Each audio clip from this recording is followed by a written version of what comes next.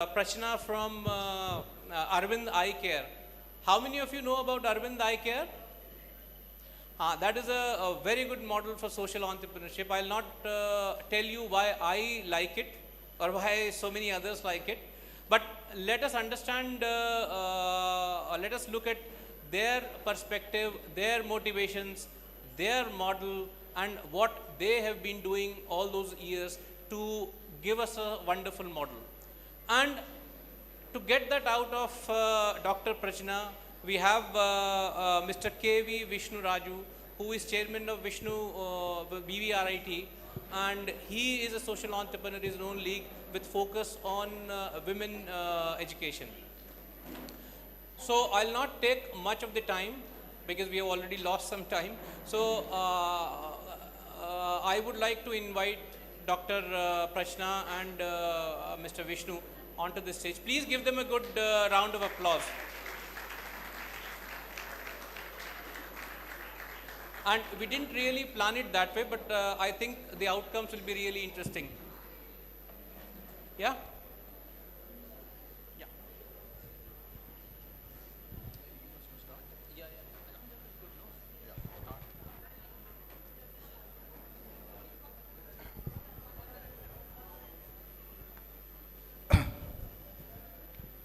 Good morning to all of you.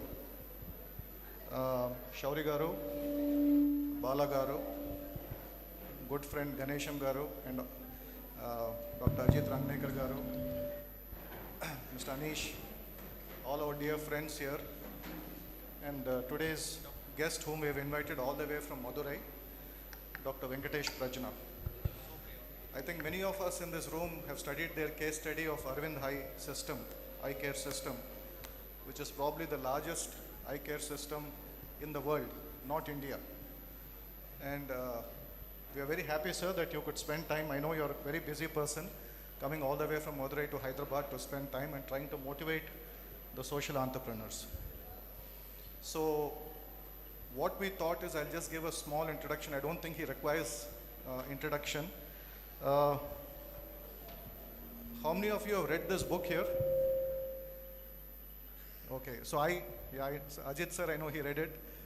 So this is a book which I probably read about 12, 13 years back. And ever since I was a student, so you know how long time that back was, I was always following that model of Arvind Eye Care System, where they've been doing a lot of service to the bottom of the pyramid, at the same time being profitable. And I'm underlining that word. And they don't depend on anyone else for money. So I'm sure he will be in a much better position to say that. But just to briefly introduce Dr. Venkatesh Prajna, he is an ophthalmologist. Currently is the chief of the Cornea and Refractive Surgery Services, director, residency training, secretary finance for the Arvind Eye Care System located in Madurai. And towards the end of the fireside chat, I'll also mention how we are associated. I'll give an example of what we learned from them, applied their learnings in the field of ophthalmology, and how we applied it to the field of dentistry, and in our own small way, so that can be an inspiration for all the social entrepreneurs here. So once again, welcome you all to this Impulse 2024. And thanks to Shauri Garu and his team for hosting us in this wonderful campus. Over to Dr. Venkatesh.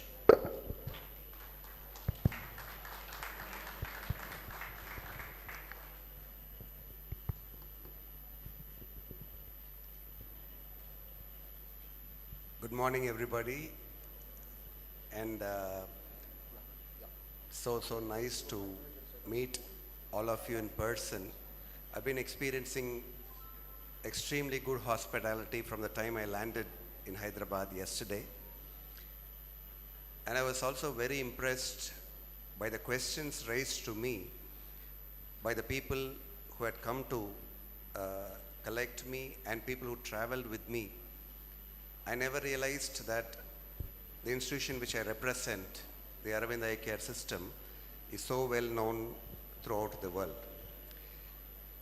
I thought before we actually start the program, I'll set up a context so that you understand from where I come from. Who am I as a person so that you will understand the spirit of the organization as well. I see patients every day. So that means I'm a full-time clinician.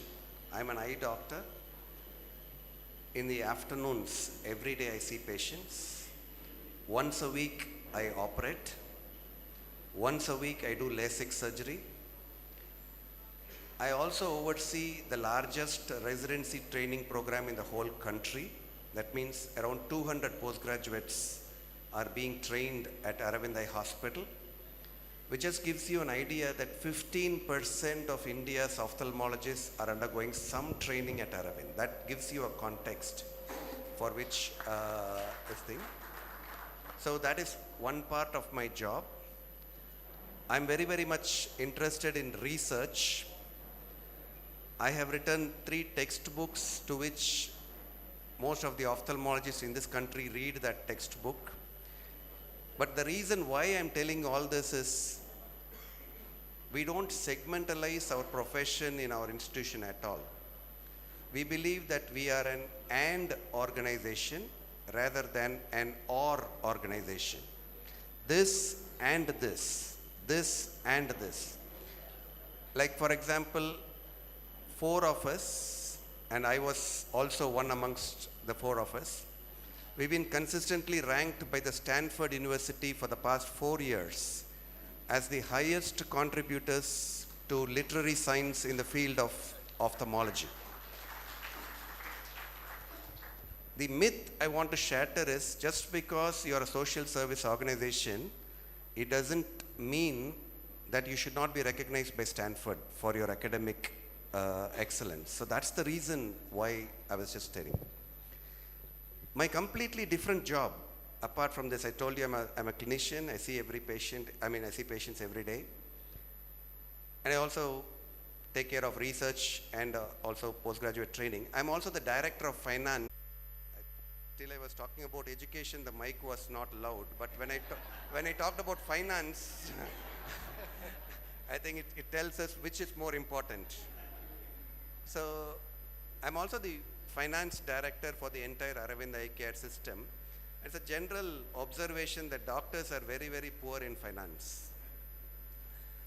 The reason is also partly genetic because I belong to the family which started this institution. But to be very frank with you, I really love finance. I understand finance. I might not understand accounts that much as I understand finance because these two are completely different things. And many of us confuse ourselves by thinking about both of it in one rung.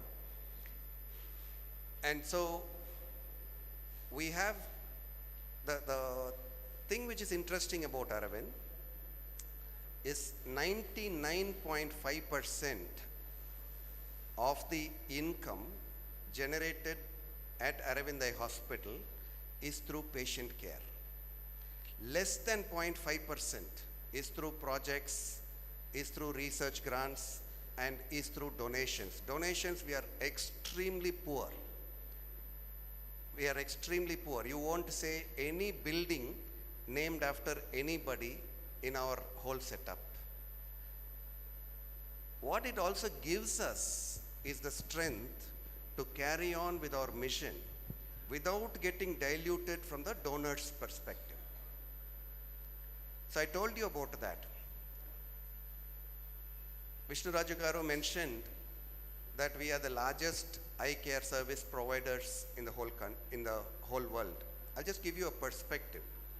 Tamil Nadu is a large state, like Andhra. So in Tamil Nadu, if you take from Chennai to Kanyakumari, 52% of the patients in this state, entire state, get operated at any one of the Aravind Eye Care system. So the rest 48% is all government hospitals put together, all private hospitals put together, all trust hospitals put together, and all the venture capital hospitals funded put together. To just give you a perspective that we are a little bit 1.5% having much more market share than Jio. That's how we look up on ourselves. Now, I'll tell you another interesting perspective. If you take people who are not paying from their pocket, and I'm not talking about high-end insurance, I'm talking about people who don't have money or who are covered under the Chief Minister's health insurance scheme. In our state, Chief Minister's health insurance scheme is only for below poverty line. We are also having one hospital in Andhra. I understand Arogyashri and how everybody else is covered there, but in Tamil Nadu it's only people without money. So if you take that group,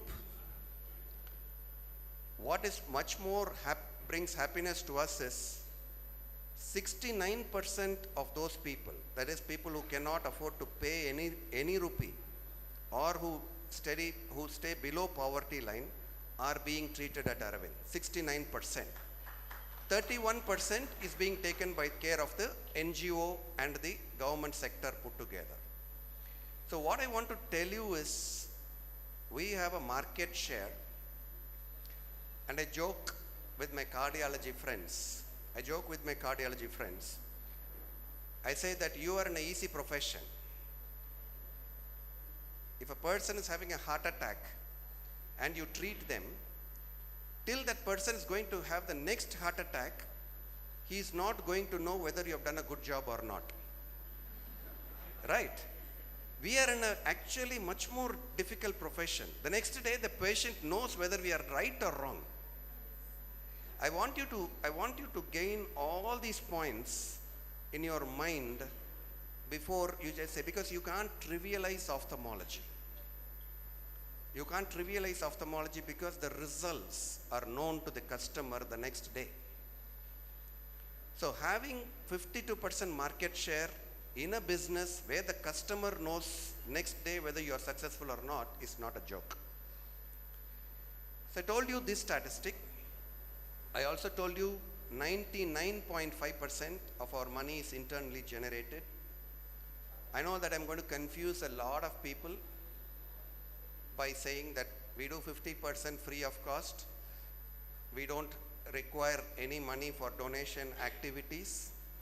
And today, with all these free activities, our EBITDA margin is 35%, much better than Infosys. Much better than Infosys, Wipro, or TCS. So this is the story which we wanted to tell this to an audience, a completely different story. A story where we want to share with you our experience that it is possible to do something good and be profitable. We have the top-end machines, and over a period of time, we also created an ophthalmology manufacturing industry. I was also telling, in the 1990s, you would have known that, when your grandfather or somebody was operated previously, they used to wear a very thick glass. There was no concept of intraocular lens. And when the intraocular lens came into the picture, that is putting inside the eye, we couldn't afford to put it in paying patients because it was terribly expensive. It was costing $100 per lens. What did we do? We could have said, for people who pay for intraocular lens, they can go to the paying section. For the patients who don't pay, they can go to the free section. But inside our hearts, we were a little bit concerned that we were not giving the same quality. So what we did, in a 4-room place, we actually started an intraocular lens manufacturing facility called Aurolab. So the first intraocular lens manufacturing facility in the country was not put in Delhi, Bombay, Calcutta, Hyderabad or Chennai. It was put in a tier 2 city called Madurai. Today, Aurolab exports to around 120 countries, has a 12% global market share. Every 15 seconds, an Aurolab lens is being put in some eye throughout the world. And we are CE marked for all our products. and we are US FDA approved for 2 of our products. So I'm going to stop with this. I think I've effectively confused you, and I expect the questions to come out and tell how I think that one of the main reasons for our successful thing is we actually are driven by our mission. We actually are driven by our purpose. We were started in a tier 2 city. In fact, many of the big corporates start in the tier 1 city and then go to the tier 2 and tier 3 cities. We came into Chennai 4.5 years back. Before that, we were never in Chennai. We were not in the capital. In 4.5 years of existence, we've now become the largest eye care provider in Chennai, dislodging many institutions which have been there for 50 years. So, we are in a business where our customer knows whether it's successful or not. We are in a business where the customer pays whether he wants or not. We are in a business where we don't subsist on donations. We are in a business where we have an EBITDA margin of 35%. So now I'm open for discussion. So if you have any questions, this thing, Vishnu Raju Karu is going to lead these things. I don't know, sir. I think I made a thing of asking for questions. I think he's going to moderate the session, and I'm sure he's going to give you opportunities to raise up the questions. But once again, I really thank you for the hospitality which you have provided, and I'm terribly, terribly impressed by the quality of your airports and your roads, which are like any place in the UK or USA. You should be proud of your own state. You can, I'll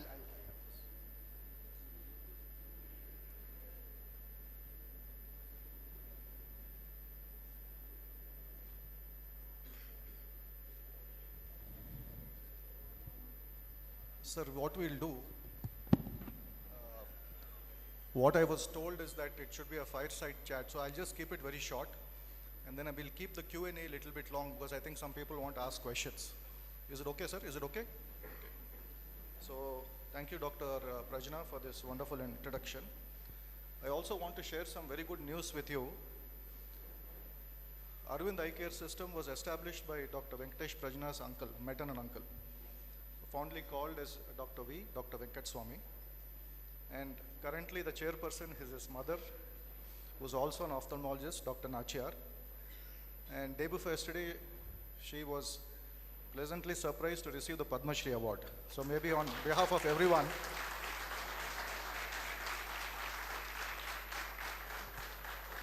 so congratulations.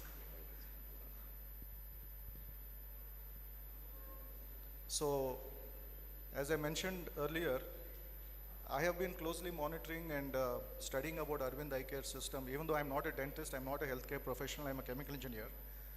And one thing which really amazes me is that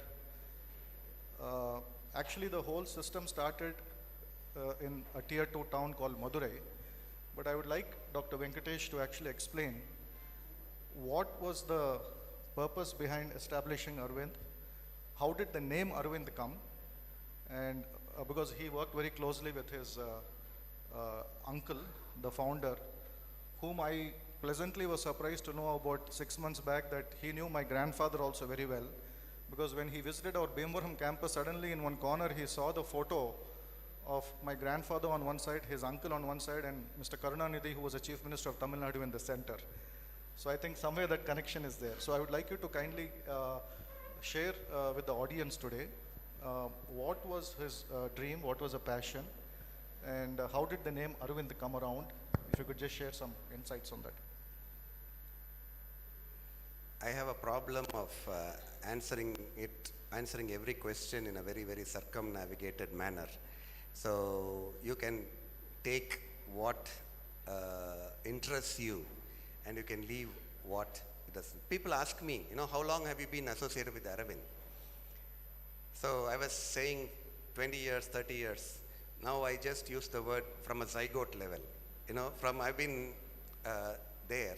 Why it interests me is, I could have been a schoolboy at that stage, but I was seeing the ecosystem of dinner room discussions, arguments, doubts, what they are going to do, and all these things. So, in one way, I was actually having a very ringside view of what was happening. So, one of the main things to know about Aravind, all of you I think will be disqualified by this statement, everybody will be disqualified, is this was started by a person after his retirement. So, Dr. V started this hospital after retiring from the government sector. So what happened was, there's an interesting story. When Dr. V was in the government sector, he was actually head of the hospital at Madurai. And our chief minister at that time was Mr. Karunanidhi, who had a problem in his eye and who had to wear his dark glasses throughout his life. So Mr. Karunanidhi goes to the US and goes to Johns Hopkins, goes for his treatment, and then people ask him, why didn't you see Dr. Venkatasamy in your own state? And Dr. Karunanidhi or anybody had got no clue about who Dr. Venkatasamy was. We are a very, very, very low profile organization. Always, it is not like intentionally so, that is our gene there. So Mr. Karunanidhi comes back and consults my uncle, and my uncle says, why don't we take this as a government program to the rural masses? And the first Chief Minister's Comprehensive Eye Care program started as a government program. So when my uncle retired in 1977, he thought he will go to Pondicherry and settle down. And I'll answer your second question, because my uncle was influenced by the teachings of Sri Aurobindo in Pondicherry, and that is where the name comes from. In Tamil, we pronounce it as Aravind. We don't pronounce it as Aurobindo. It's a Tamil version, or even I think it comes in Telugu also. And intentionally, very, very surprisingly, all our mother tongue is Telugu. But then the problem is, when I speak Telugu, people say I don't understand Tamil. we really don't know where we belong to. In fact, in Tamil Nadu, people say we are from Andhra. And in Andhra, when we start speaking Telugu, I think it can go only up to Nellore level. After that, people don't understand it. So my uncle went with a mission to settle down in Pondicherry after his retirement in the ashram. A person, 58, well-chartered retired course, goes to settle, feels bored after 6 months. Comes back and thinks, why can't we start anything of this kind in Madurai? No big ambition to become the world's largest. Some interest to see whether this work, which was not being able to be fully done under the government, can it be done here? My parents were almost settled in the US at that time. My parents were doing their ophthalmology residency in Boston. So they were called. My mother, being the sister, she said yes. My father, being the brother-in-law, was having the doubts. I think he was more practical. How can you leave something in the US where you have gone there, come back? We don't have capital of our own. How do you do that kind of a stuff? So, to answer your question, it was actually started with very less money. And I'll tell you a story about how we decided. There was no decision not to get money from donors. My uncle tried to go and borrow money, ask money for donation, even go for Lions Club, Rotary Club meetings, did everything. Could not collect enough money. So we want to be also very open that we were not philosophical about not getting money. What we found out early on in the career was it is very difficult at that time in 1978 or 80 to go and ask for money. So right from the start, we started off as a 11-bedded hospital in 1978.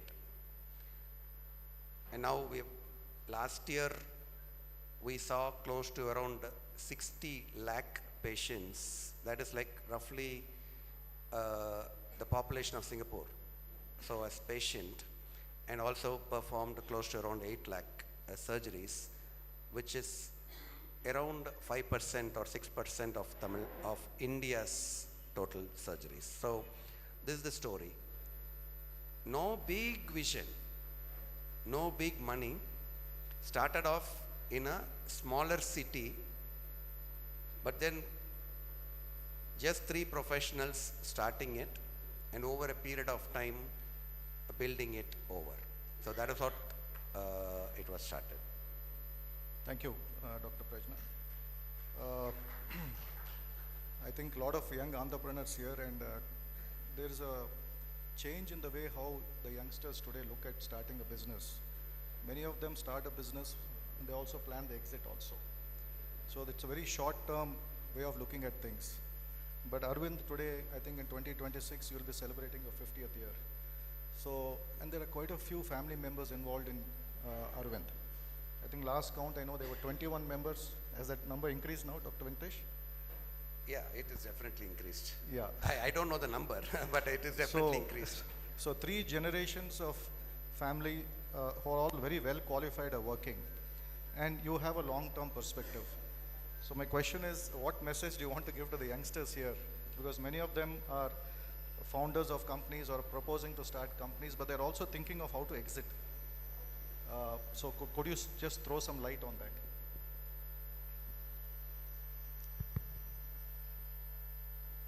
So when I came in, again, one of the person asked me, "Sir, where can we access your LinkedIn profile?"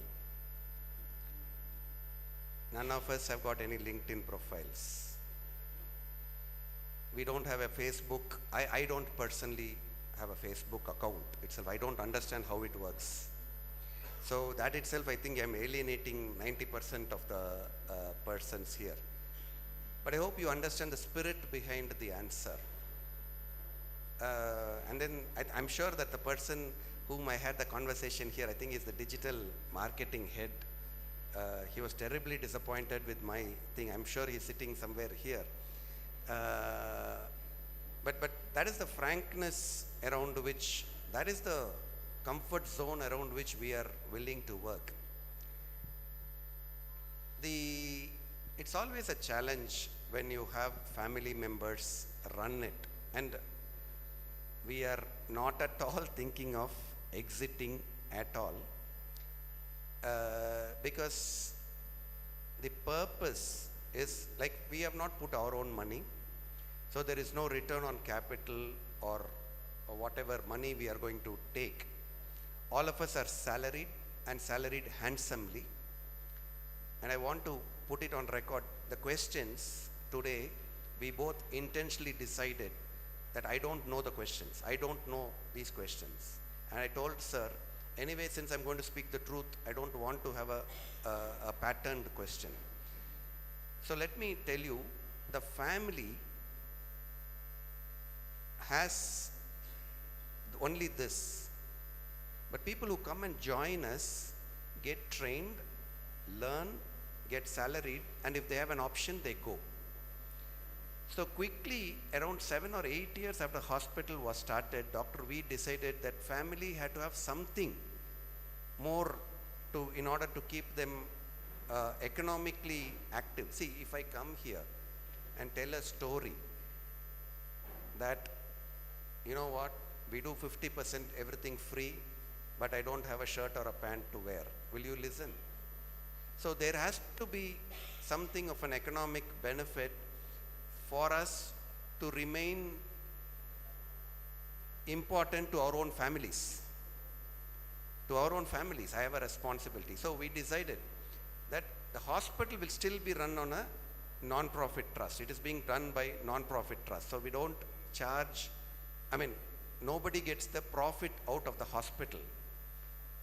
The medical shop and the optical shop in the hospital, where the people are free to go or not to go, it's up their choice, that is being held, 50 to 60% of that stake is being held by the members of the family. And what we have said is, unless you work for the hospital, you don't get entitled for payment from that as well. So there is no shareholding as such.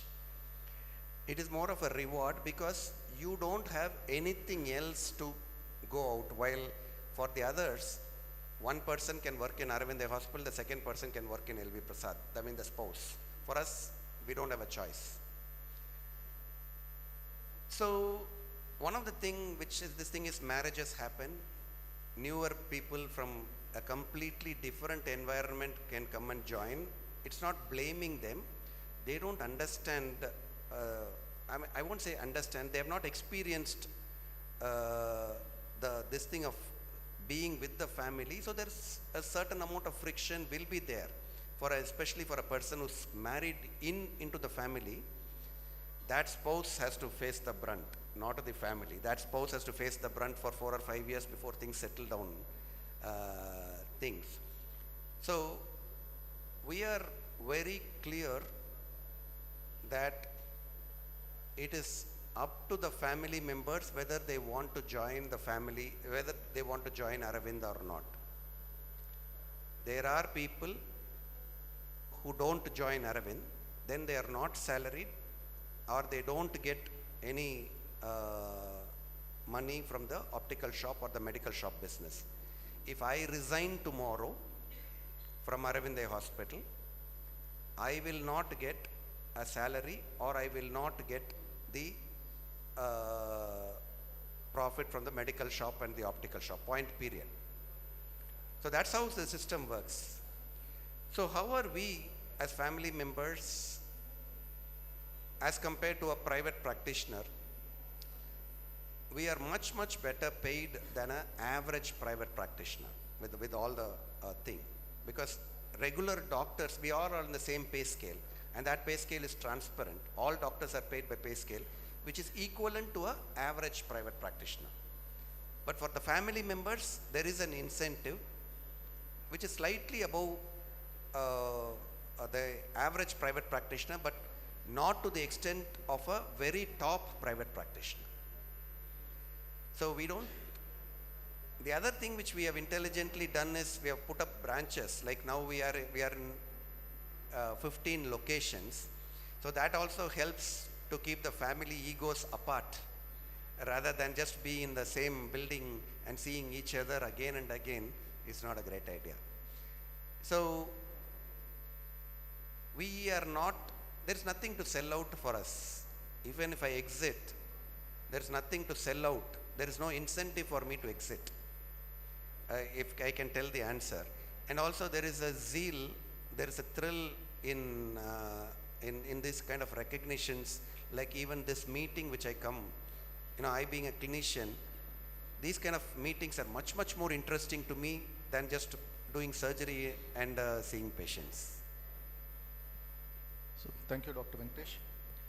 So I think looks like a lot of people want to ask questions.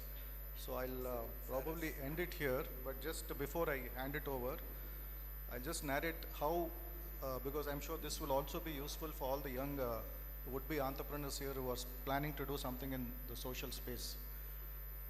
As I told you in my earlier remarks, I'm not a healthcare professional, I'm a chemical engineer, but because of certain circumstances, we had to run a dental college in a very remote part in Andhra Pradesh.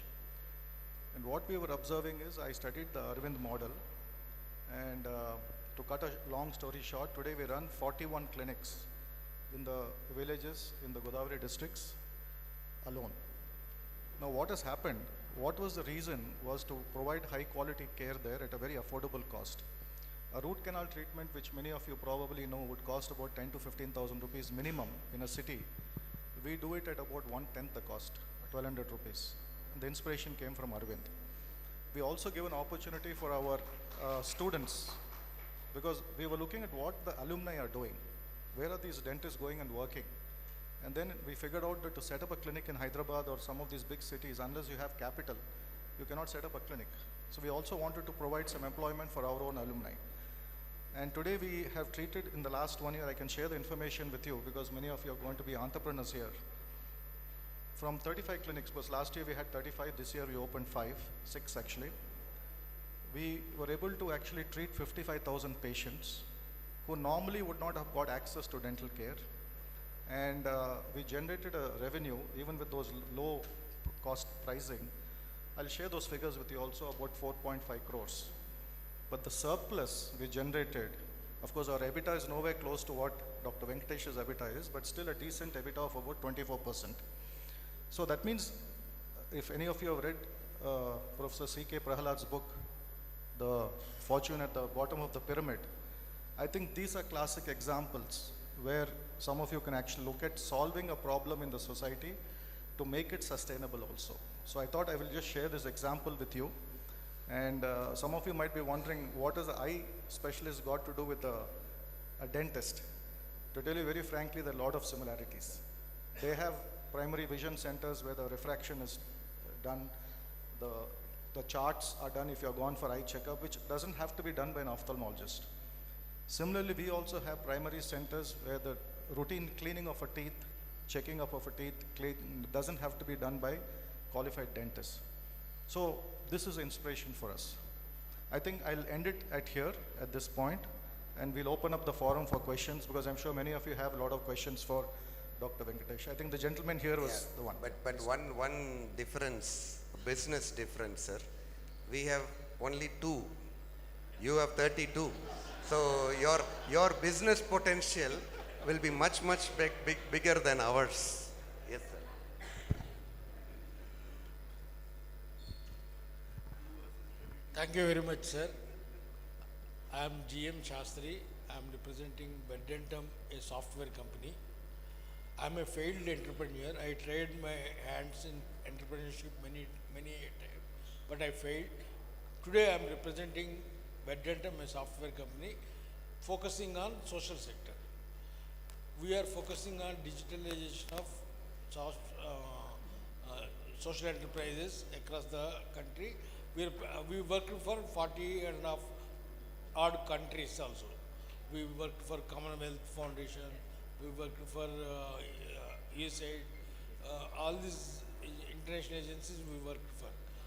Would like to know from you whether Arvind Hospital is in the path of digitalization for your transactions, because digitalization takes you much ahead of your competition.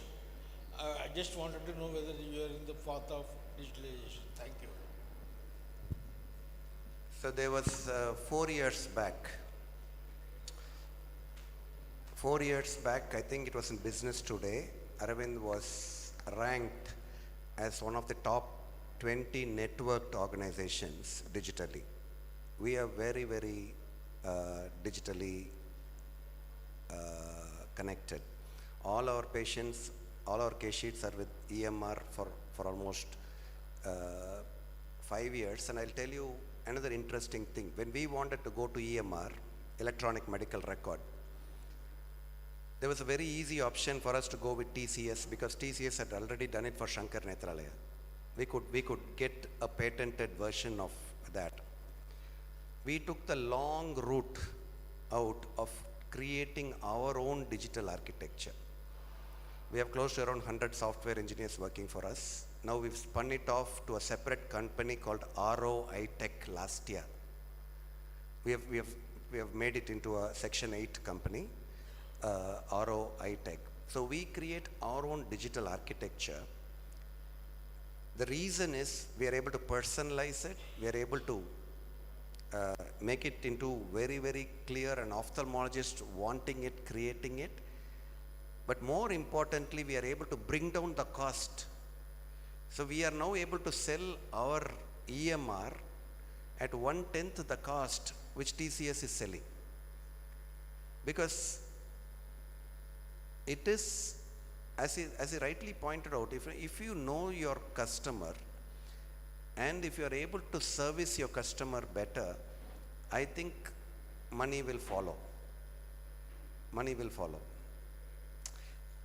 And when I was just saying about 52%, that means 52% or 69% of the poor people, but 52% of the Supreme Court judges, 52% of the top industrialists, 52%, it's a huge market. The paying section is a huge market. I'll tell you a very interesting story. We don't need, in our hospital, you don't need to prove that you are poor. So this happened in the 90s. A scientist comes to Aravind, goes through the entire procedure. At the end of the time period, he's advised retina surgery, retinal laser treatment. He's a scientist. At that time, he produces a card saying that he's a government servant and he didn't carry money, and so you have to do it and you have to give it, you can get it reimbursed. Our staff are from rural background or anything, and even at that time we didn't have any this thing to cards. I'm talking about 90s. So they said, we don't accept cards. And the scientist says, I don't have cash. What do I do? She says, if you don't have cash, you go to the free hospital. The scientist goes to the free hospital, gets himself admitted, gets the treatment done, retinal treatment done, gets discharged the next day from the free hospital, and 18 years later becomes the President of India. This is the true story. This is a true story of Abdul Kalam, who went through our system and when he was the president, in that 5 years, every year he used to visit us 3 or 4 times. And he used to say, I don't need any proof because I have experienced it myself. So we don't know who is going through when you have 52% of the market share of the entire state. So create a system, don't limit yourself. I used a word in the beginning. Try and use that word and organization, not an or organization. No, they'll just say, which is your niche, which is your market. I know that's very important. But as an entrepreneur, you should not have any logic. The logic will have to come later in your career. When they started this hospital at Aravind, if they had applied their logic, this would not have been started. So it has to be a fundamental belief that you are selling a product which is required by the customer, and you are selling a product which can be evaluated by the customer. If that is the case, then there is absolutely you are going to be successful. And I'm always, sometimes people do ask me, what is the reason? Why are you so financially successful? And I say only one line is the cost of bringing in the patient to the hospital is zero. It's a very loaded statement. How can it be low? How can it be zero? Because it is like Xerox. They don't use the word photocopy. They just say, we want to do Xerox. So they don't say, I care. They say, Arvindukku poittu vandarren. How do you get to that kind of thing will be the challenge. But again, things take time. There's a formal saying, crudely put, they say, you can't get 10 people pregnant and try to get a child in 1 month. You have to allow periods of development process. So I don't understand this of, putting it, coming out in 5 years, taking it jump, putting it in another 2 years, taking it jump. That system we don't resonate with. We are like long-term investors. We are not traders.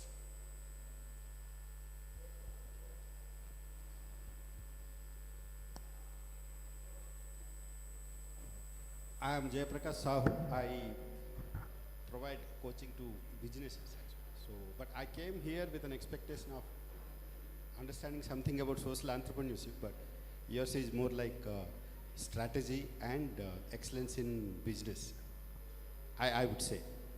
Because before you, there was something called Shankar Natralaya, you mentioned. So you never seems to be intimidated by that. But one thing is, like once you cross, according to this finance, because you had finance again, once you cross 20%, 30% of market share, you get all the, you are a target for all the kind of strategies where they would like to penetrate into. Because it's a big market, and Tamil Nadu, as you said, it was a big state. So do you have anything in specific to understand your competitions and are going behind that, or like strengthening yourself? There must be some strategy or something that you should be doing so that you grow in leaps and bounds every year. I didn't want to take up any specific institution, but since you brought it up, I'm answering to your question. So in that way, it's much more thing. There's one small difference. Aravind Hospital was started earlier than Shankar Netralaya. That's point number one. And Shankar Netralaya and LVP are organizations which we respect because they are very good, very, very good organization. We want them to thrive. But the model is completely different. To just give you a scale of operations, Shankar Netralaya will be doing around 60,000 surgeries. We are doing around 8 lakh surgeries. I hope you understand the scale difference. The institution which I was referring in Chennai, when I said, is Shankar Netralaya. So when we went to Chennai, we were a rank outsider in Chennai.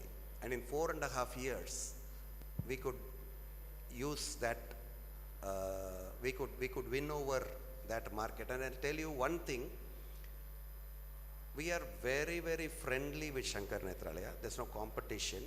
They are enrolled into our LICO Financial Sustainability Program. So it is that close. The problem is they don't have a very good financial model. That model subsists on donations, if you really see. But what has changed because of us going there is there is now no big appointment system, no big waiting list in the cataract surgeries in Shankar Netralaya. It used to be 6 weeks. If you are going to take your customers in the same kind of a ride which you used to do 30 years back, your customers are going to look for other choices. It was actually very clear to me once, sir. People, the problem with us doctors is in the morning when you go to the hospital, 7:30 a patient comes and says, "Doctor, you are God. You have treated my father is very well." 8 o'clock another patient comes, "Doctor, you are God. You treated my sister, you are this thing." So at the end of 4 o'clock, you think you are God. That's the problem. You just think that thing is there. You don't understand what the society wants. The society would like you to come to their house and operate if there's a choice, just like Zomato and thing. Why not? They'll just say, "I get my food, which I used to go. Now, if I don't have a doctor coming to me, I'll wait for an institution where there's a doctor who will come to my house." So I think our success was we are much, much more market sharp because nobody else is going to give us donations. Unless we are going to make money, we cannot survive. And that is why I'm saying, if you are going to earn your own money, you will definitely be much more efficient than when you are just being given money.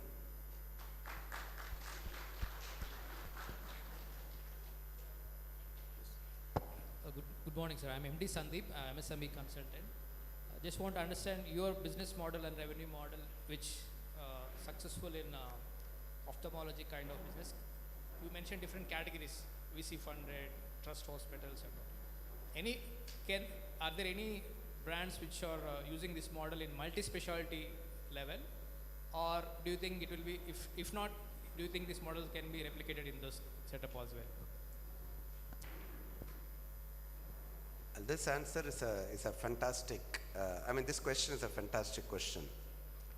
I also believe in my heart, I told you that we are in a difficult profession where my customer knows the next day whether I'm successful or not.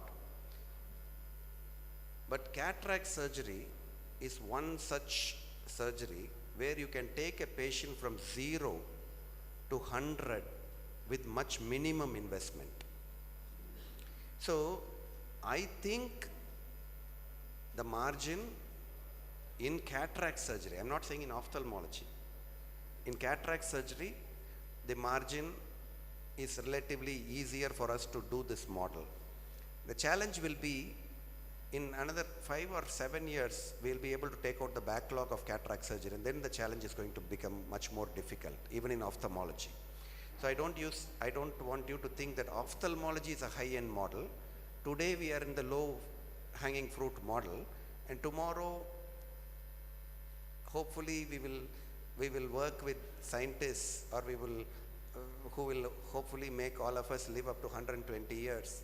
If all of you live for 120 years, we are the biggest beneficiaries.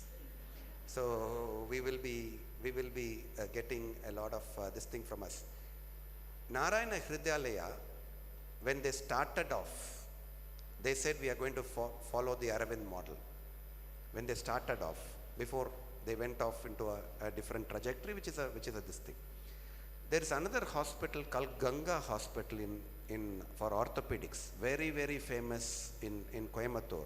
They are the only hospital which has a helipad in the top with their own helicopter to bring in this thing. They always say that they follow Aravind model. There is a Fernandez Hospital here in obstetrics and gynecology. I don't know whether you heard. So they always come to Aravind for these courses. We've never understood what we can do for obstetrics. But I don't know whether they follow or not, but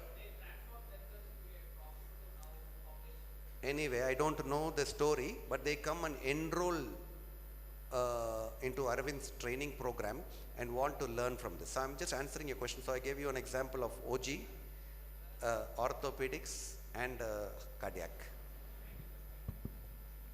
Hi sir, this is Dr. Somshekar sir.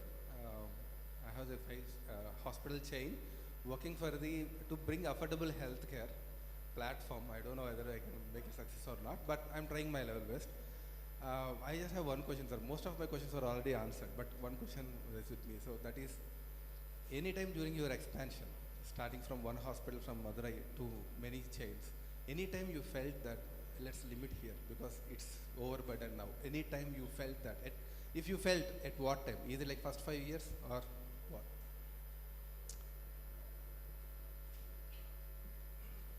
Again, your questions are more tougher than Vishnu sir's question. I don't know whether it's an innocent question or a heavily loaded question. I would like to answer it in a heavily loaded fashion. So one advantage of a trust hospital is you can't use the trust money to yourself. And fortunately or unfortunately, we are a very successful business model. You put one hospital in Chennai, and to just give you a thing, I'll just give you a little bit of a deviation. Our Pondicherry hospital was built by L&T. That will give you an idea. It's not because you're a social entrepreneurship free hospital, it will be built by a local, no. Our Chennai Aravind was built by Shapurji Pallunji Mystery. So it gives you a clue that we get the best of everything. We increase the throughput through all these processes. I told you about the Oralab model of exporting to around 120 countries. I think your VIP minister has come, sir. Should I stop? No, you can continue. Please. I don't. Okay. So I'll just tell you one thing to finally confuse you. I said we have 12% of the global market share. Alcon is the biggest international intraocular lens manufacturing company. Alcon, which is owned by Nestle. And we are the largest users of Alcon's lenses in the whole of Southeast Asia. Just because we have our own intraocular lens factory, we still use the other costly products also, we don't alienate our paying customers. We can't alienate our paying customers because those paying customers are the people who are keeping the thing going. They always say you have to be a top capitalist if you want to practice socialism. So that's the way we sort of look at it in this kind of a thing also. And if you allow me, definitely we'll visit your hospital, sir, and then go through your courses also. Sir, Arvind Hospital? We'll So, visit. I'm sorry, I didn't answer. So we have 3 million square feet, 30 lakh square feet, but we are expanding 15 lakh square feet in the next 2 years. We are investing close to 800 crores of our own money in the next 2 years in expansion. Great, sir. But that is like because you have caught the tiger by the tail. Because I have to use this money every 5 years. 85% you have to use it in every 5 years for a trust. Okay, got it, sir. Thank I think you wanted to ask whether you want to visit this hospital, is it? you. Yes, yes. Welcome. Thank you, sir. Welcome. We have a lot of people visiting us. A very interesting visitor came 7 years back. Larry Page, who was the founder of Google, visited Aravind for one day in his own plane, chartered plane. He just wanted to know how we are able to manage the culture of the organization. So we love to have visitors, everybody. You may be the next Larry Page, so I better take care of you very well now.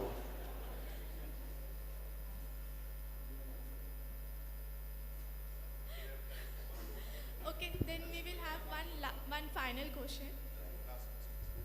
How can eye care startups get benefited with you? Any way you can support them, sir? Startups in the field of eye care. Oh, And any support that we can- definitely. In fact, there is a company called Trinetra, for which we sort of helped this thing. And then there's a company called Remedio, not at all linked with us.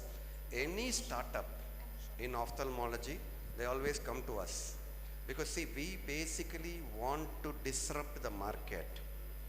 And if there is any startup with a social minded activity, we will be the first person to support you.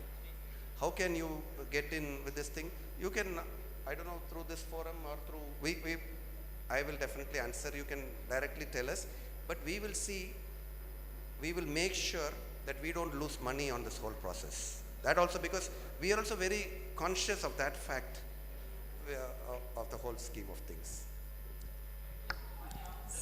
So, thank you, Dr. Venkatesh Prajna and Mr. Vishnu Raju. Sir, the audience have been very wonderful and asking the questions, and as you rightly said, they are asking more tougher questions than Vishnu sir. So now I will request Mr. Rahul Bardwaj, Senior Director of Bala Vikasa CSRB, to give the conclusion and close the session. Thank you so much. I didn't get a chance to ask the question. As a host, I was offering this chance first to our guests, and then I'll pick your brain once we meet, during the day. But thank you so much. I think with the reaction and the engagement of the participants here, I think this has been a wonderful session. And then at least we are not going to leave you alone. Yeah. And thank you so much.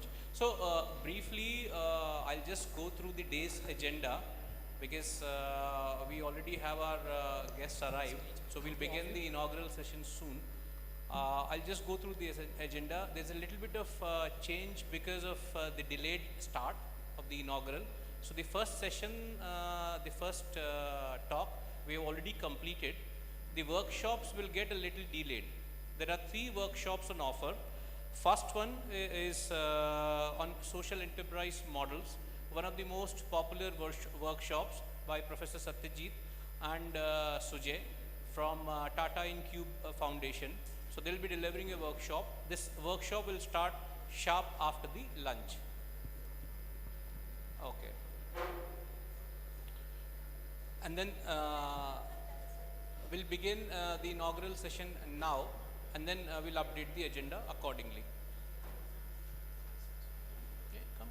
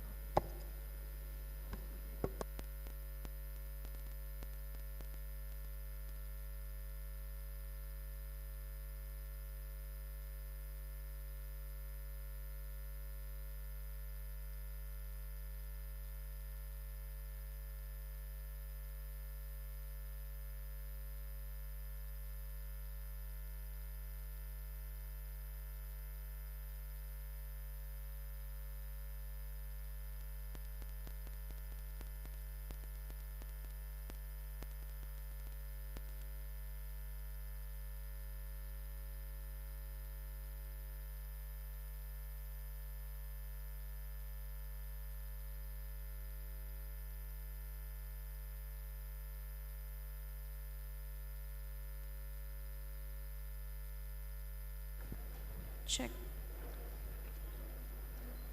I thank the speakers of the panel discussion once again. Apologies once again for the bit of tweaking in the schedule at the last moment. However, it was insightful to start our event with a panel discussion.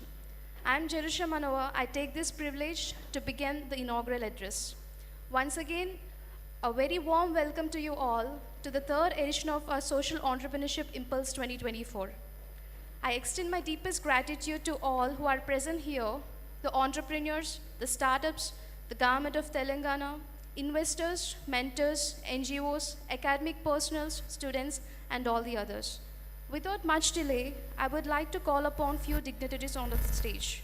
Firstly, I would like to invite our founder, Mrs. Bala Vikasa Auntie, onto the stage. Please welcome her with a round of applause. Mr. Andre Jingra and Mrs. Bala Vikasa are the esteemed founders of Bala Vikasa. With a profound commitment to uplift underprivileged communities, Mr. and Mrs. Jingra established the Bala Vikasa NGO, a pioneer in sustainable development interventions aimed at achieving an equitable and just society for all.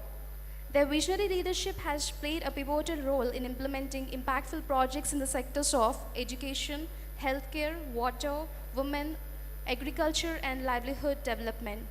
Bala Auntie's unwavering dedication to the social change has earned her recognition as a compassionate leader. We are truly honored to have you, Auntie, here. Now I would request Ms. Sunita Reddy, Director of PDTC, People Development Training Center, to please present her a plant sample.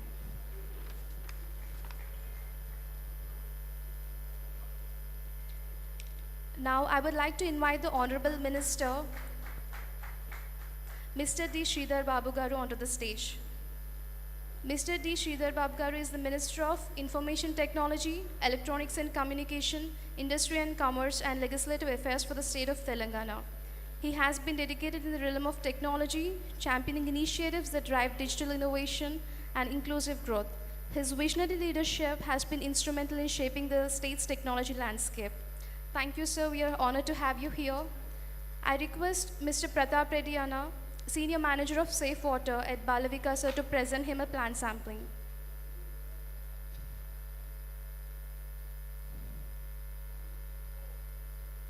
If he is not there, I request Ms. Lata, Senior Manager Women Empowerment at Bala Vikasa, to present him a plant sampling.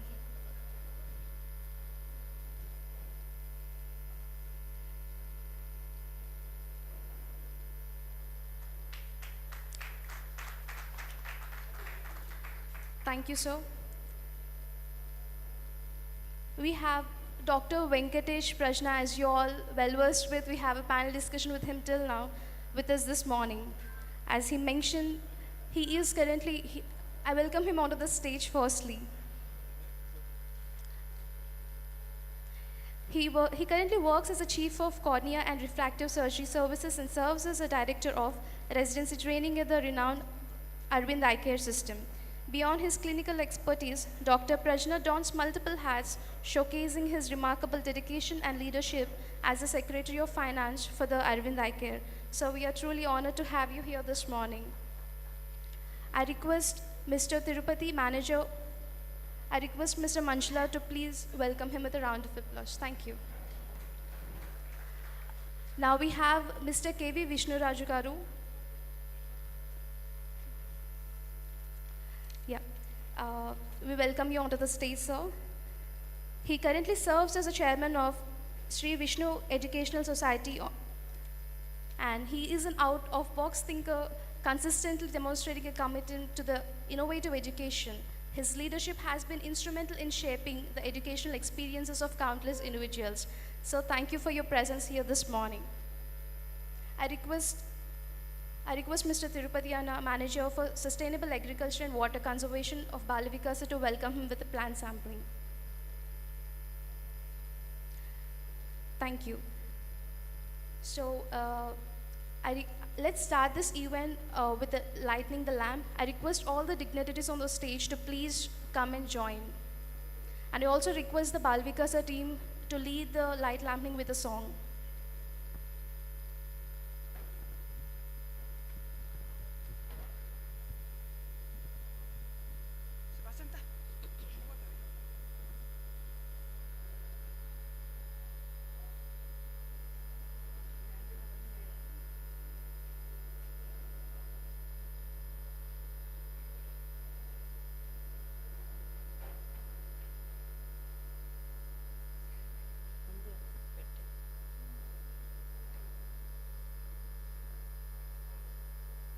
ज्योति दो ज्योति दो ज्योति दो प्रभु ज्योति दो ज्योति दो ज्योति दो प्रभु ज्योति दो प्रभु ज्योति दो प्रभु ज्योति दो प्रभु ज्योति दो प्रभु जीवन दो जीवन दो जीवन दो प्रभु जीवन दो जीवन दो जीवन दो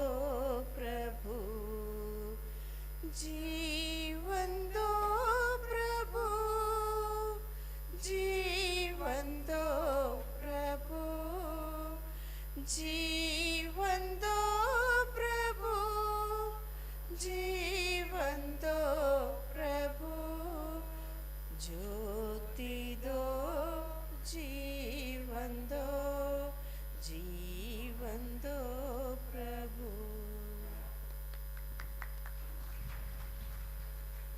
Thank you everyone. Now I welcome Shauri Reddy Anna, Executive Director of Bala Vikasa, to please come and address the event.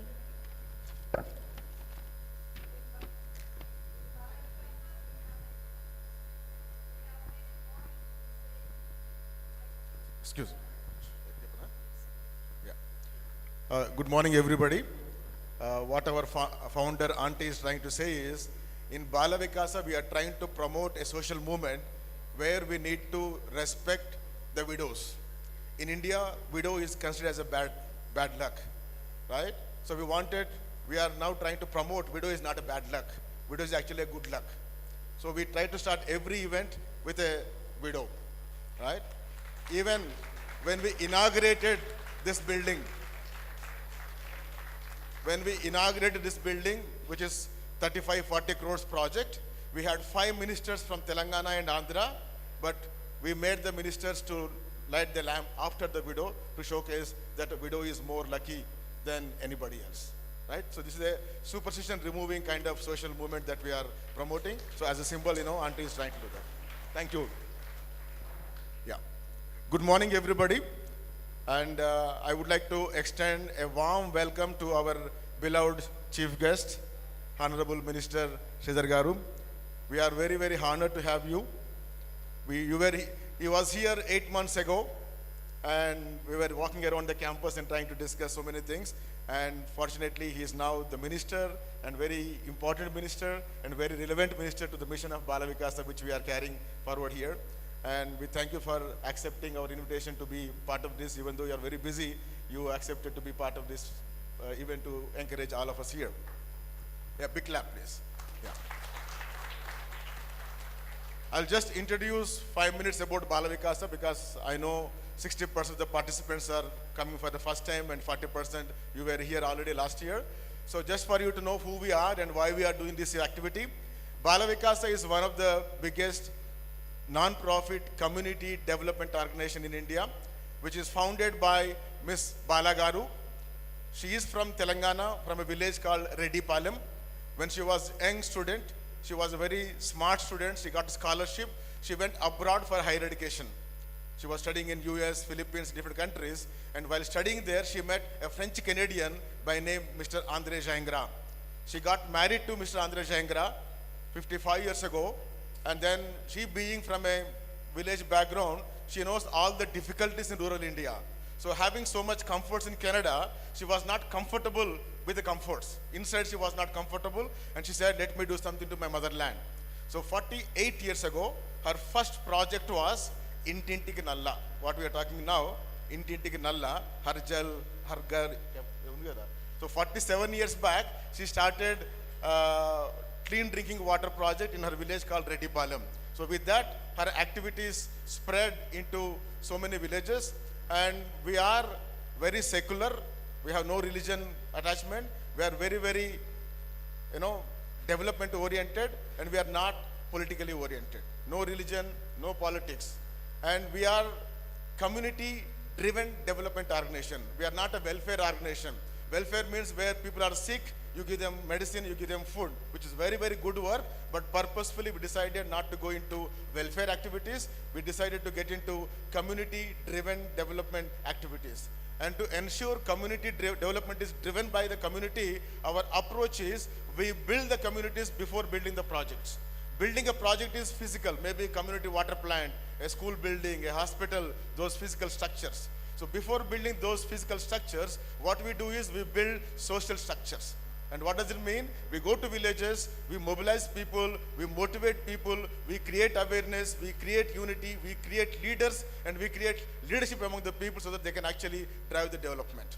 And this is what is the secret of Bala Vikasa success. And if I take it in the modern age, we have hardware and software. You may have 1 lakh rupee iPhone, it will not work without 50 rupees software in it. Similarly, even if you give 10 lakh rupees, 1 crore rupee physical project in the village, it will not sustain, it will not create impact by itself unless you create the social software where people are aware, people are united, people are taking things forward. So this is our core approach, whatever we do, wherever we do. And our major programs include Women Empowerment Initiative. Much before government thought about Dwakra groups, 35 years ago, Bala Vikasa promoted women empowerment in 1600 villages with more than 3 lakh women. And what we do there is not just economic development. Economic development is most least one there. We try to do intellectual development, social development, and attitudinal change. In Telugu we call it as Talabalamu, Gunabalamu, Sangabalamu, then we go into Dhanabalam. That's the kind of program we are doing. And as part of the women program, while working with the women in villages, we have seen some women are suffering, crying in the meetings. Who are they? The widows. One of our survey indicated 35%, 29% widows are committing suicide because of our beliefs, because of our superstitions. So we wanted to change those situations for the widows. And we have 1600 orphans who are sponsored, supported by the poor women in the villages. The Bala Vikasa Mahila villages, they are all daily wage coolie labor. This kind of people, they became donors. They contribute 1 day wage, 2 day wage to support the education of 1600 orphan children. And you know what?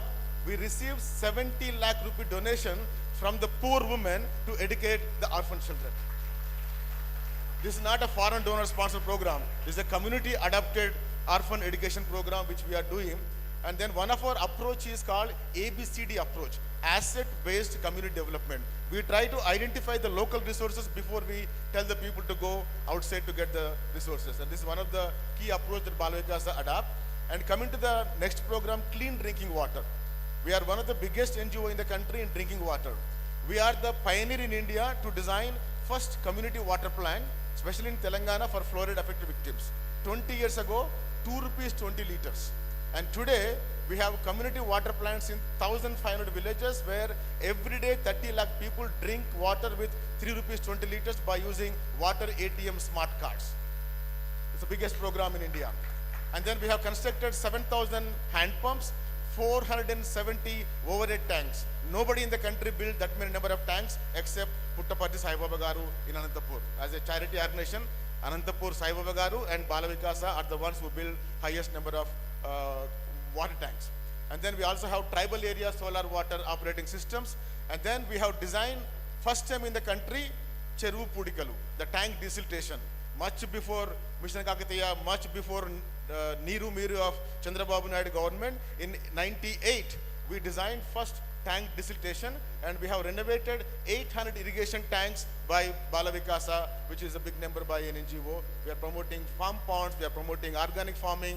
Through Vidya Vikasa program, we have supported 600 government schools to improve the infrastructure in the rural areas. And we have created model villages. One of our model village, Gangadevi Pelli, is taken as best example by many governments, many NGOs, many companies like that. So like that, we are doing variety of spreading 8 states. We are not just Telangana, Andhra Pradesh, we are also Maharashtra, Karnataka, Chhattisgarh, Jharkhand. Recently, we also reached to Rajasthan. And doing all those things, if you see our journey, at least 6-7 programs of Bala Vikasa became models to governments and other people. Generally, NGOs follow what government is doing. But in our case, we were innovating programs which are scaled up by the governments.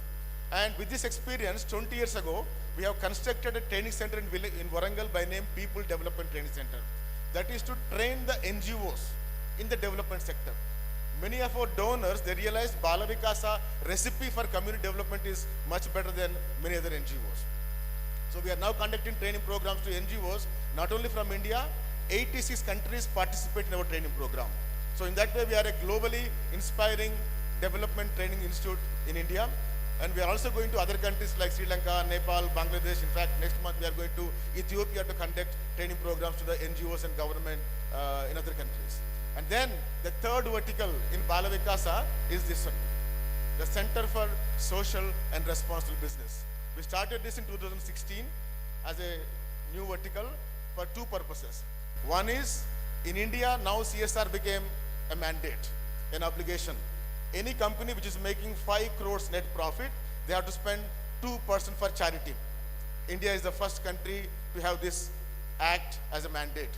And in India, we have 10,000 companies who are spending 25,000 crores as part of their CSR.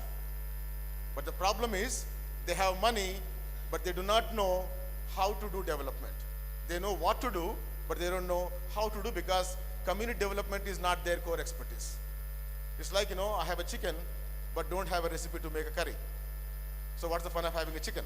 So companies have money, but they don't know how to design program, how to implement program, how to create the real impact. So having 4 decades of implementing experience and 2 decades of training development professionals from across the globe in development sector, so we thought we are the best fit to establish a training center uniquely to train the corporate companies from across the country. And that is the reason we have built a corporate standard facility here. This is not an NGO standard. Why? Because we want to attract the CSR people who are highly paid. We expect some comforts. So we wanted to create a world-class facility to attract more companies here to get trained by Bala Vikasa, so that ultimately they are going to impact millions of people through their money. And the second objective of the training center is, we have realized there are so many social problems which are not solved by NGOs like us, even the big NGOs like us. We are not able to identify good solution to so many social problems. And even the government is not able to find solution to so many social problems. But there is a new sector coming up, evolving in the globe, which is social startups. They are going to provide solutions to the social problems, especially to the grassroots communities, which are not solvable by government or by the NGOs through traditional development projects. That is the reason we thought, Bala Vikasa, we always say, we are in a business of social impacting. Whoever is contributing to social impacting, we'll try to work with them. So with that purpose, we said, a new sector, social startup, is booming across the globe. Let us contribute to strengthen that sector in India. And that's the reason we wanted to construct a big facility where we can promote hundreds of social startups to create a lasting impact and a multiple impact across the country. And ultimately, of course, we started this facility 3 years ago, 2000 January we started this facility.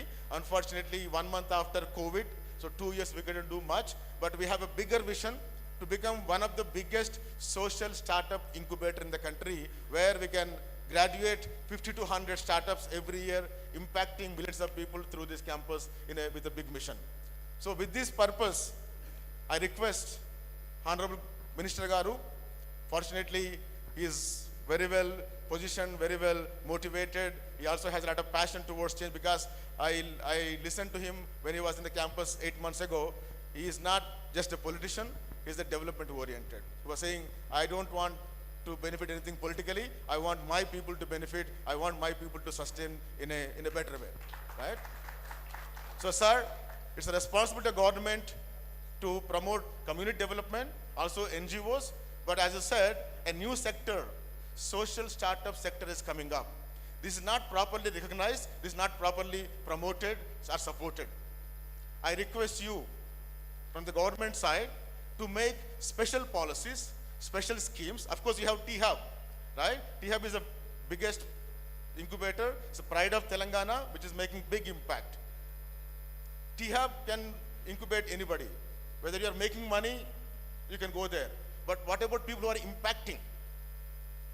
Startups are here not to make money. Of course, they make money to survive, but their main purpose is to create social solution to problems and impact in a better way. But unfortunately, this system is not having the required support, required policies. I request the government of Telangana to be a model government for the country, maybe for the globe, to promote social enterprises by giving right priority, right financial support, creating right ecosystem, and whatever the products, I think now when you walk, they have so many solutions, products, services. Maybe you make it a priority government, whenever they make a program, first buy from social enterprises. Design program. No claps. I'm talking for you, right? He's thinking I'm demanding, right? The more claps you give, he thinks it's the public demand, right? Yeah. So design schemes, design projects, allocate special funding. You have AC corporation, BC corporation, so many corporations. You create a social startup corporation, something like that, right? Talia maro bhai. Where they can get some grants, some support, whatever it is. So with that, I can see Telangana have a very good innovation ecosystem, incubation ecosystem, but there is still need to have little bit support from the government side. And if you can take steps, we'll be very happy as Bala Vikasa, a social organization, which is having 7,500 village network. And one of the strength of Bala Vikasa incubation is when somebody have a product, it will be difficult for them to go to villages by themselves, a startup. But when we call sarpanches, when we call our community leaders, they will welcome the startups. This is one of the big strengths where the startups are looking at Bala Vikasa. So Bala Vikasa will be very, very happy to collaborate with government, and we are ready to do anything for impact in society. So please think about this, and you as a very able minister, the society is looking at you and startups are looking at you, and we want to benefit from your leadership. Thank you so much, right? And this center, this program is being managed by my colleague Rahul. Please come. So he is the guy leading this entire program of CSR and social startup. So I request him to just 2 minutes make you walk through the today's purpose and the agenda of this event, so that you know what we are going through the entire day. Then after that, we'll listen from our... Hi again. So we met in the morning. I'll not take much time. I'll just go through the agenda. You will all have a copy of it, but I'll just walk you through it. There's a slight change in the timings of the event. We will start with our workshop immediately after lunch. First workshop by Professor Satyajit on social business models. We'll start immediately after the lunch in Impact Room. The panel on channeling philanthropy and CSR funds to social entrepreneurship, chaired by Dr. Ajit, will begin soon or immediately after lunch in Inspire Hall, just behind you. We'll have our team help you out with the directions. And then subsequently, we will have another workshop on something called social return on investment. It is a methodology to measure the impact, quantify the impact, and then use the result that has been achieved to rightly design the development program. What it basically does is, it measures the value of entire social impact delivered by the program and quantifies into one monetary unit. So it becomes easier to compare the social value generated by different programs across sectors. So that will be workshop conducted by me. Then we will have a panel discussion on community-centric approaches to promote innovation and entrepreneurship in unserved and underserved areas. So we have our partners who are moderating the panel, and then we have identified, as in all our previous editions of Impulse, so we identify few standout social entrepreneurs, and they share their journey. Just like Dr. Prachna shared his journey and Arvind Eye Care's journey with you. So we have these social entrepreneurs in different stages of their entrepreneurial and personal journeys, and they share. It's a free discussion and deliberation kind of an event So that is there. Then we have another interesting workshop on social stock registration. We all know that just like on the lines of National Stock Exchange, so we have something called social stock exchange, which is a new avenue to raise funds for social startups as well as for social organizations. Now, we had covered the concept in our last Impulse. This time we have experts who are delivering session on how to get registered, what is the exact process, what are the requirements in terms of getting the requisite certifications and auditings done before you become eligible or any organization becomes eligible for listing on the social stock exchange. And then we have last but not the least, an interesting session on impact investments.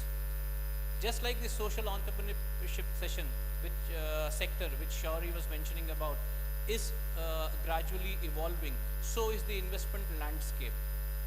There are more people individually as well as an organized venture capital industry channeling more funds into the impact sector.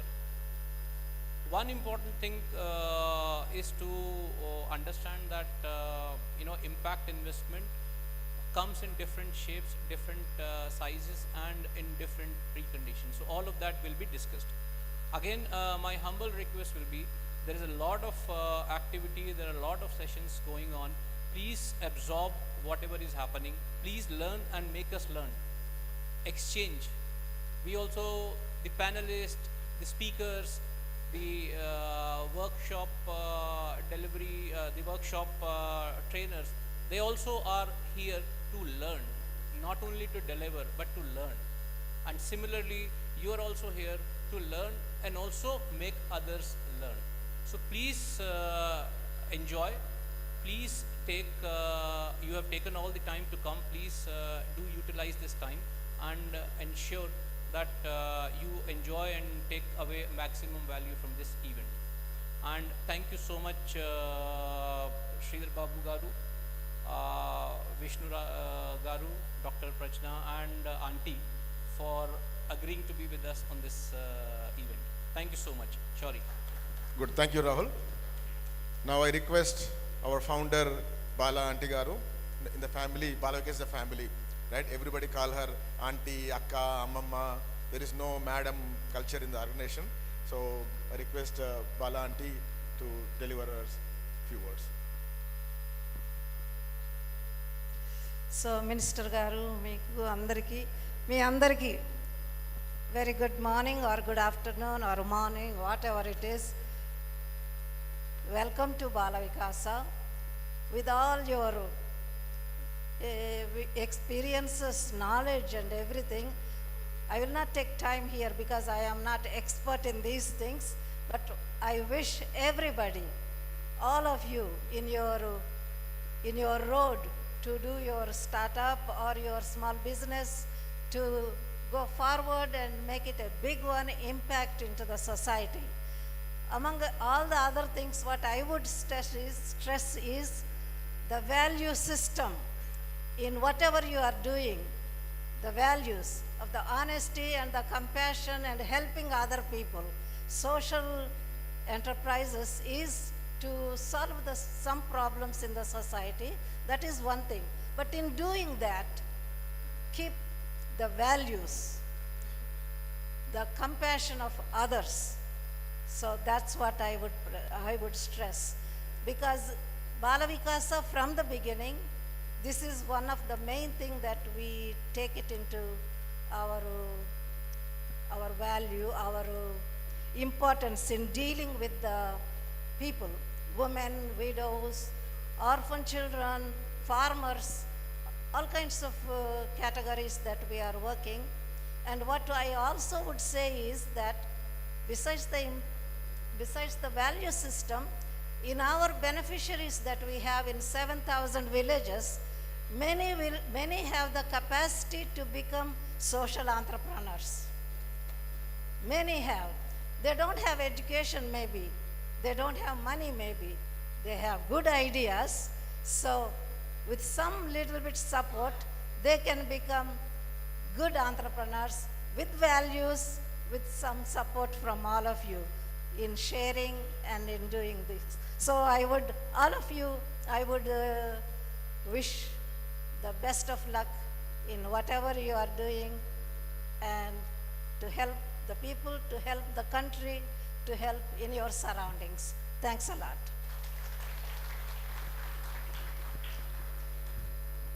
If Uncle was here, her husband, he was a Canadian diplomat. He retired as a ambassador, Canadian ambassador ranking diplomat. He is in Canada. His thoughts are with us. He said a big hello to all the participants here. He was here last year. Yeah. This event, Impulse, is the third event. This is an annual event happening with at Bala Vikasa. This is the third event, and this is partnered by many local ecosystem players. And the key partner with Bala Vikasa, this one is the Telangana government's Telangana State Innovation Cell, TSIC. Right? This is one of our co-partner with this. Plus, we also have as a knowledge partner Tata Institute from Mumbai. They are our knowledge partner. We have Agri Hub, we have Impact Hub, we have T Hub, we have KG Reddy College, we have Upaya, we have Caspin, we have Action for India. So these are all our partners who played a key role in mobilizing the startups and mobilizing the participants, speakers, and all those things. So this is an annual activity happening in collaboration with all these people. So on behalf of Telangana government and TSIC, I request sir, please come and say a few words. Ajit Garu. Thank you. So, I'm delighted once again to see such a large crowd here. So congratulations to all of you for making this such a successful event. The remit of TSIC, the Telangana State Innovation Cell, is to help rural and social startups to succeed. So we work very closely with organizations like Bala Vikasa so that we can, with very few people, reach widely. I see Brigadier Ganesham sitting here, who is also another very close collaborator and partner of TSIC. We will help you to grow. We will help you to bring other partners to you and to ensure that the entire government machinery supports you. I also wear another hat, which is the Research and Innovation Circle of Hyderabad, and there we work with social enterprises in health, in agriculture, and in sustainability. So if any one of you have that, don't worry whether it's RICH or TSIC or T-Hub or whatever, all of us will work together to make you successful. So please have a very productive day today, and my thanks to all my partners who are here to helping make this successful. Thank you. Thank you, sir, for your collaboration. Another important event happening today, Bala Vikasa and T-Hub, we are signing a MOU together to promote social startups. I request Anish Garu from T-Hub to speak about this partnership. Honorable Minister Garu, thank you for taking out your time to being here, sir. T-Hub has always stood for advancing of technology, but we want to take a new step ahead where we want that technology to go into the society, to the rural, to the masses.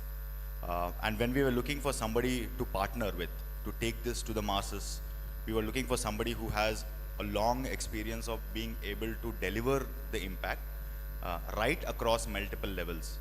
One is across multiple types of program, which I think Shauri Garu has said already previously. Second is in multiple geographies, which means right up to grassroots level, district level, state level, national level, and the international level. How can we find a partner who can take this across there? And I think from our perspective, we probably couldn't have found a more homegrown Telangana-centric organization than Bala Vikasa to partner with. So this vertical that we are starting it in collaboration with Bala Vikasa is to promote all social entrepreneurs who want to take their innovation, make their innovation bigger, better, build it out into businesses, and take it across to the rural masses. One example could be something like all the startups who are present here, who are displaying here, any kind of support that they would require from T-Hub, we would more than be happy to willing, along with Bala Vikasa, to take them and help them promote them from this stage, right from their ideation stage to the product stage, to the growth stage, to taking to the scale stage, helping them raise a round of funding, and also, if possible, take them beyond the shores of India from a scaling program perspective. So we're very happy to find a partner in Bala Vikasa to take these initiatives across India and beyond.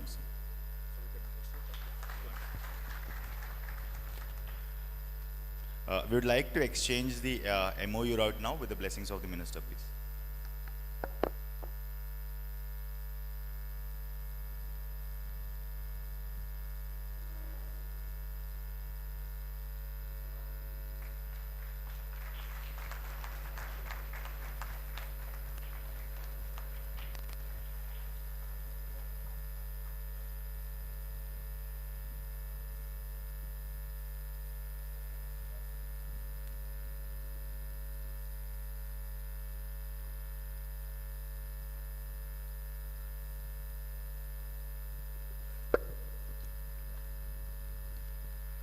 Anna, one more thing, Anna. In Telangana, I mean, across the country, we have a lot of youth. One of the things what we are seeing is, youth are thinking about jobs which no government can provide, no company can provide to the requirement of the country. So what we require is the innovation culture, which is lacking. So I request you also to provide some special schemes, special budgets, where people like us can go into rural areas, colleges, and educate them on the possibilities, potential for becoming startups, becoming entrepreneurs. We need to cultivate the culture of innovation, cultivate the culture of entrepreneurship, which is very much lacking, especially in our rural areas. So it will be a good thing if we can, design programs also towards promoting that innovation and entrepreneurial culture across the rural community, right? So with this background, we request our Honorable Chief Guest, Minister Garu, to deliver his speech to the crowd here. Well,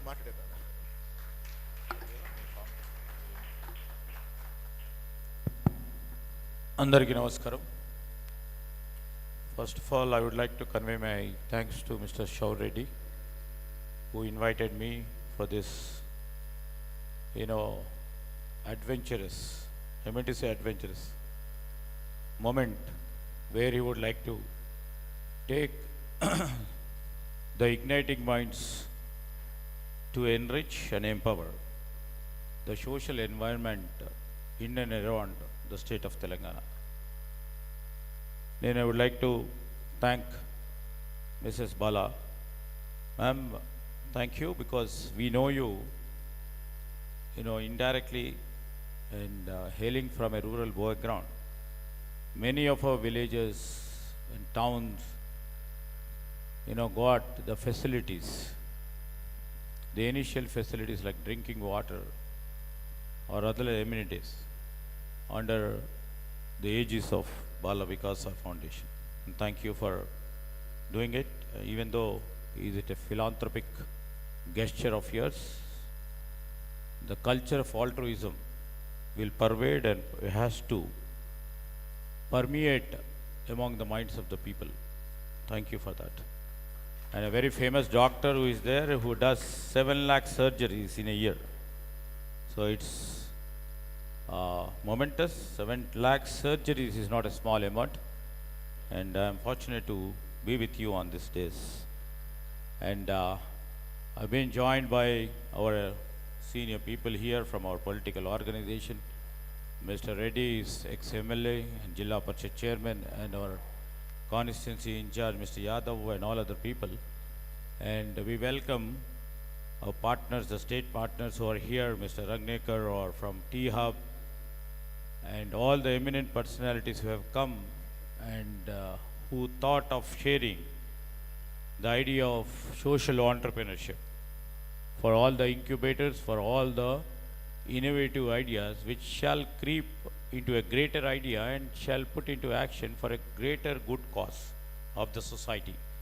I think the basic social implication of this is to have the impact socially that shall include the inclusivity we speak about inclusiveness.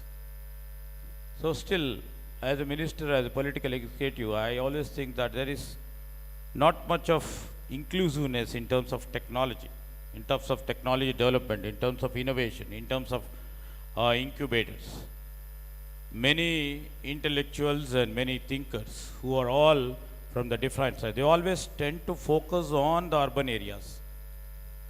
They always tend, what I've seen is they always tend to focus on the Hyderabad as the only city. Yes, I take the pride as a Telanganite, and Hyderabad is our pride. But at the same time, there are many, thinkers and intellectual capacity building mechanism in and around Hyderabad too, among the rural background. The grey matter is still there in the rural areas, and we have to captivate it. So that is, I think this is, as said by our T-Hub partner, so this is the best platform, and through this organization, the incubators from different areas and different social sects are here to exchange their ideas and see that their innovations will permeate and bring a social revolution. We believe in that, and we will be doing that. I'm here only to encourage and see that now my TF partner has entered into an agreement with Bala Vikasa. We just want to convey this government, our Chief Minister Mr. Revant Reddy, and we are all focused on to do what is best for the society at the larger angle. Not only for 1 or 2 or 3 or 4 or 5 people in and around. Wealth should be generated among many, not among few. Only few are billionaires. We want everybody to be a billionaire. Not only in terms of wealth, in terms of their thinking, in terms of their creating a social impact among the society. I believe you are a billionaire, madam. I'm not talking in terms of wealth, but in terms of bringing a change in the social welfare of the people and bringing some true principles to follow. So I think we need people like you, and we will build, your innovation and whatever you have been thinking of definitely will yield results after a decade or so. We may not see the result right now, but we shall see in tomorrow's world. People like you will emerge. People like you who think positively about the society will emerge. People who are not individual-centric, people who are social-centric will evolve. And the beautiful concept like social entrepreneurship. I've been reading a book by Warren Buffett when he was talking about social stock exchange. So this is a new concept which is coming on the international era, and the social stock exchange is also one of the new concepts. Recently I was flipping through a few pages of one book written and forwarded by Warren Buffett. So what I believe is we are already into that stage of creating these sort of social entrepreneurs, incubators, who would be contributing their might, skill and the grey matter in terms of community building, in terms of doing something back to the society. Yes, I rightly, believe, and I'm agreeing with Mr. Shauri Reddy Garu. What we see is CSR of many organizations. Because it is a mandatory exercise, they have to do it. They are just doing it for many, I'm not, aggregating whole. But many companies, many organizations with a huge might capital are just investing CSR funds. Just to invest, not to create some sort of asset in the mind, in the terms of human resource asset. Maybe the capital expenditure like this, they would have built, like all these buildings and all those things to showcase that they have done CSR and to comply with the audit, what the Commerce Ministry or the Finance Ministry would be really auditing them. but ultimately they're not thinking. Many organizations are thinking of creating a social impact with their CSR funds. I can see that the CSR training, consultancy, advisory trainings are also being done to do a responsible business. This is a new concept where you are trying to do it. All these years I know that Bala Vikasa is, as a philanthropic institution, that gives some sort of a water filter plants, or trying to do some community initiatives. But you know, this new initiative of ours is really mind over. We'll be there with you. I don't want to waste much of your time, and I believe this workshop and so many intellectuals, so many people who are involved in this community development are here to exchange the views within and among the new, innovative minds here, igniting minds here, and we appreciate that. And we'll also be the part of, as a Ministry of Information Technology and Industrial Development, we are coming up with a new MSME policy. Just in a month's time, the MSME industrial policy will incorporate and also will try to put and take into consideration whatever you have ascribed the social entrepreneurship into our policy making, and try to see that how we shall encourage the igniting minds who would contribute for a social cause. Because I may be trying to use my gray matter to enhance my capital 10 times. No, today, everybody is individualistic, most of them, because the world is like that. But coming into terms of a social development or community development, these values are slightly on the descending order. So you people wants to push this up, we are there for you. Mr. Shauri Reddy and ma'am, we are there. This government is committed for community development and social impact development. We are there for your innovative ideas. We will try to encourage your innovative ideas, which are very, very useful.